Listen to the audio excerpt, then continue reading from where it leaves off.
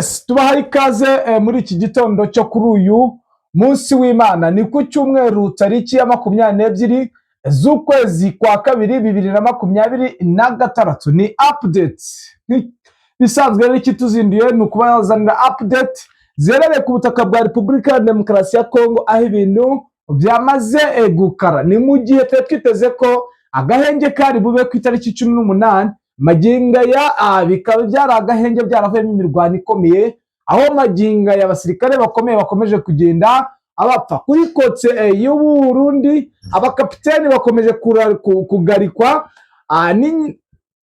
n'ihuriro rya AFC ndetse na MRDP. Noneho ubona yuko bafashe gahunda ikomeye yo kuba abakora ibitendo bitandukanye. Ni mu gihe turi burebere hamwe uko umutekano uhagaze muri iki gitondo, uko situation ihagaze haba mu Minembwe ndetse no mu Buvira.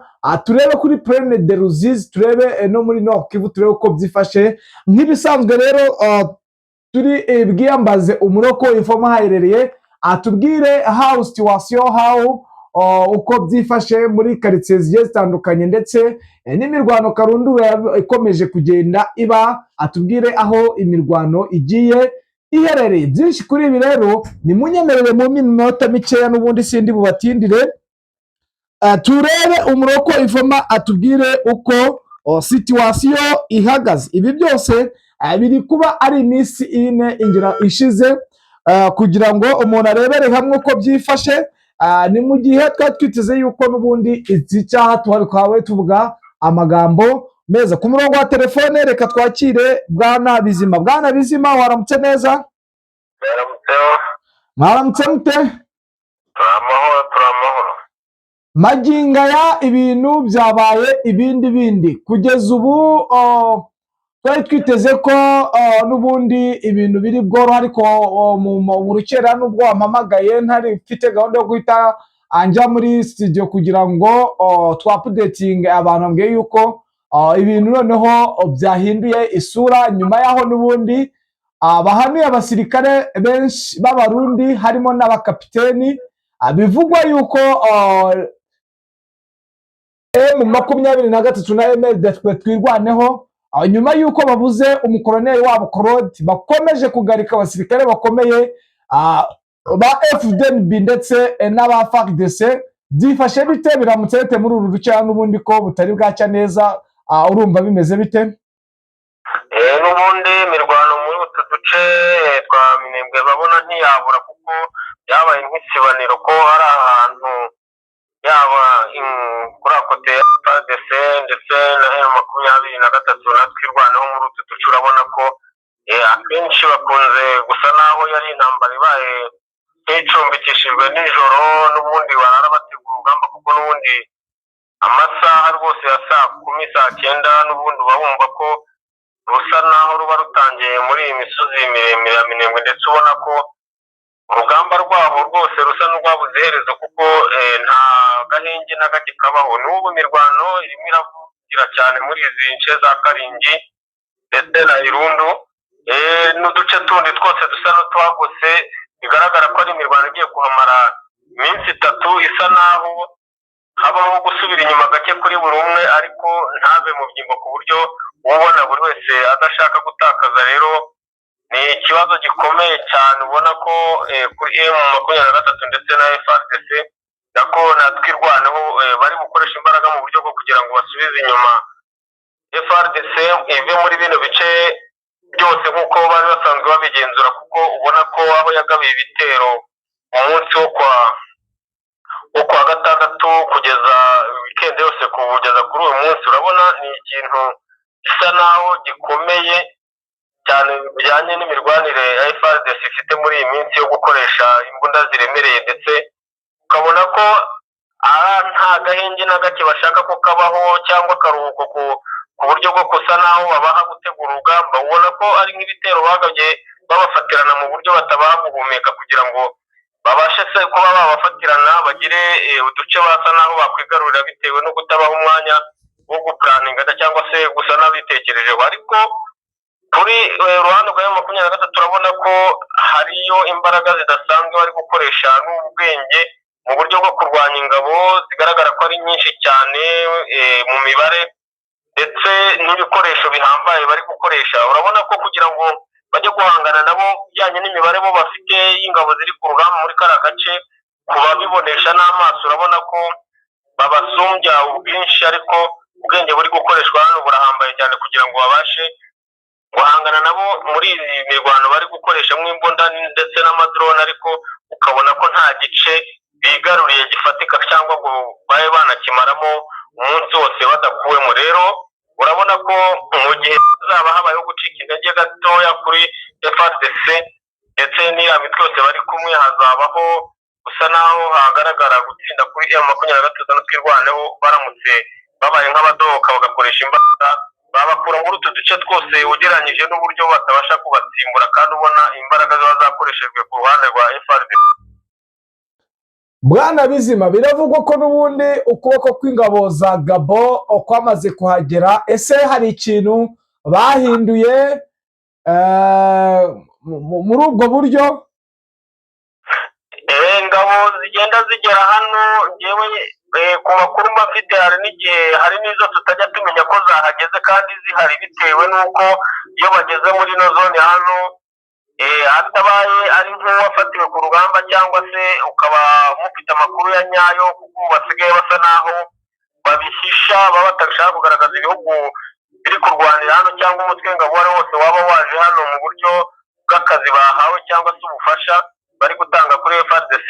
Ubona ko basigaye babigira ibanga, bitandukanye n'igihe Tanzania bazaga cyangwa Abarundi, kuko bo bamaze igihe kandi biramenyerewe, ariko izindi ngabo zaba zibijemo muri iki gihe urabona ko ari ubwiru bukomeye bari gukoresha cyane, ku buryo impuzankano isa naho ari imwe basigaye bakoresha ku rugamba. Bo baba baziranye cyangwa se ukaba we wamumenyera ku rurimi avuga bitewe n'uburyo waba wamwumvise mwegeranye cyangwa musabanye. Rero izo ngabo zishobora kuba zihari, kandi hari n'izindi ziba zikekwa rwose ko zihari, ugereranyije n'uburyo uba ubona muvoma yabo nko muri izi santere za Baraka ndetse na Uvira, haba harimo amoko menshi rwose nayo abantu batabasha gusobanukirwa neza ayo ariyo muri iyi minsi, aho urugamba rusa naho ruhindura ishusho. Yes, nyemerera utubwire uko situwasiyo ihagaze mu Buvira, ukomeze no ku kibaya cya Ruzizi. Bivugwa ko naho ubona yuko umutekano ari mukeya. Tugaruke duhita tujya muri Nord Kivu, tubwire uko situwasiyo ihagaze. Bwana Bizima, kiriho kuri Uvira icyavugwa cyane ubona bitandukanye yenda n'iminsi itambutse, ukuntu n'ubundi byari bisanzwe uko hari muvoma nyinshi cyane y'ingabo z'u Burundi ndetse n'iza FARDC, mu buryo wabonaga ko zisukiranya ziyongera, ndetse n'ibikoresho birimo bihazanwa ubona ko hashobora kuba nyine hari ikintu kiri gutegurwa. Kandi urabona ko uyu mujyi wa Uvira mu buryo bw'igisirikare cya FARDC usigaye usa n'uwizewe bishoboka, kuko urabona ko nubwo hari muvoma nyinshi y'igisirikare gitandukanye, yaba Abarundi ndetse Wazalendo na FDLR bose basa naho batangiye guhuza impuzankano zabo, uretse Wazalendo icyambaye ibintu bitandukanye, bitewe ngira ngo nuko batarahabwa ibikoresho byose nk'uko babisabye mu minsi itambutse. Bumvaga ko bari bamaze iminsi aribyo basakuza ko badahabwa imbunda zigezweho, amasasu ndetse n'imyambaro. Rero FARDC yabemereye ko igiye kuzibaha ibyo bikoresho byose babitegereje, ariko ubona ko isa naho nayo ifite impungenge zo kubibaha, kuko ntabwo ibikoresho biri muri kariya gace bakabaye basaba ibikoresho barabibuze, bitewe n'uko bwari byinshi mu buryo bushoboka. ahubwo ntiwakwibaza impamvu baba bashaka ko bakora muri buriya buryo, ni ukubiyambaza mu bihe by'intambara nk'ubu, ariko ubona ko nta cyizere bafitiye cyangwa umusaruro ukaze babaronkaho ku rugamba, yenda byaba bituma batabaha ibikoresho nk'uko babyifuza. Ariko mu bundi buryo ahangaha biragaragara ko iyi santere umujyi munini rwose ubona ko urimo n'ingabo nyinshi muri iyi minsi, aho basa naho bawugarukiyemo nyuma ya ka gahenge basabaga cy'itariki ya 18. ubona ko nyuma yaho hari impinduka nyinshi zibayemo muri uyu mujyi cyane, uburyo bwo kwiyongera kw'ingabo ndetse n'ibikoresho. Ubona ko harimo noneho n'uburyo busa naho bavangura mu bijyanye na operasiyo. Ubu movement ikorwa nyinshi cyane iri gukorwa na FARDC bambaye za mpuzankano zabo z'abahibu zijya kuba nk'izerurutse, nibo bari gukora mu mvoma nyinshi cyane berekeza muri kibaya cya Plaine de Rusizi ndetse n'abarundi. Nibo ubona ko byanze bikunze bashobora kuba aribo bari gutegurirwa kuzakora operasiyo ishobora kuba iri muri kariya gace bijyanye n'imyiteguro ubona bafite hano, kandi ibikoresho biva i Burundi n'ingabo zigenda ziza ubona ko aricyo ziri gutegura muri iyi minsi. Yes, tunyarukire muri Nord Kivu. Abakunzi bacu n'ubundi twabasezeranye ko tuzaza tubarambira no kuba updating uko situation ibihagaze, uko ibimeze, kuko n'ubundi update zo zibaragahoraho. Yego, muri Masisi turajya aho bita Remeka ni agace kari muri gaherereye n'ubundi mu gice cya za Gatoyi, hari hamaze iminsi hari imirwano Remeka, ndetse bivugwa ko hari ingabo za FDLR cyane, umutwe w'iterabwoba uzwi cyane umaze igihe muri ariya mashyamba ya Kongo, ku buryo uhafite ibirindiro bikomeye ndetse n'umubare mwinshi w'ingabo bafatanyije na Mayimayi ndetse na Wazalendo zagiye zisa n'isigara zo muri Nord Kivu, bishyize hamwe n'abasirikare ba FARDC. Ubu babaye nk'abubaka ikintu gikomeye cyane ku buryo basigaye bagaba igitero bafite umubare w'ingabo ziri hejuru y'ibihumbi 3. ubona ko hari ikintu nabo bafiteho nk'intego muri kariya gace, aribwo guhera umunsi w'ejo hagabwa ibitero. aba babigabye baturutse hano za Remeka.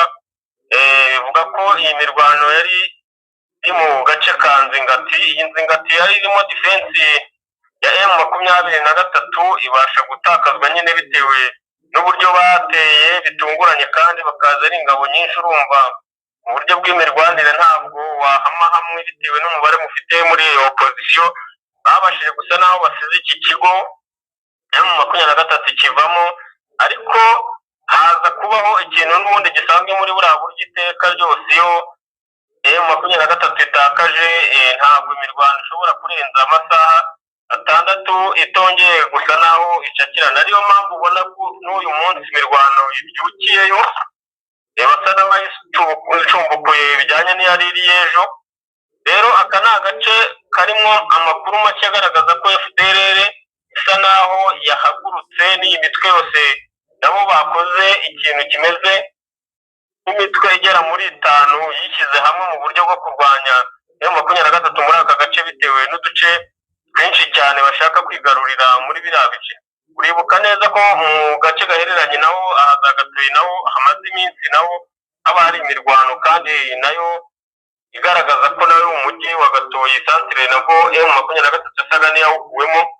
ariko amakuru dufite nuko hari operasiyo iri gutegurwa, kuko ubona ko M23 isa naho yafashe ibyemezo by'uko igomba gusa naho irasa izi nyeshyamba ku buryo izigeza mu ntambwe za kure cyane, mu birometero bisa naho zibabashisha kuzajya babasha gusa n'abakontorora kiriya gice barimo, kuko ni igice kibi cyane gifite imiterere mibi mu buryo bwo kukirwaniramo.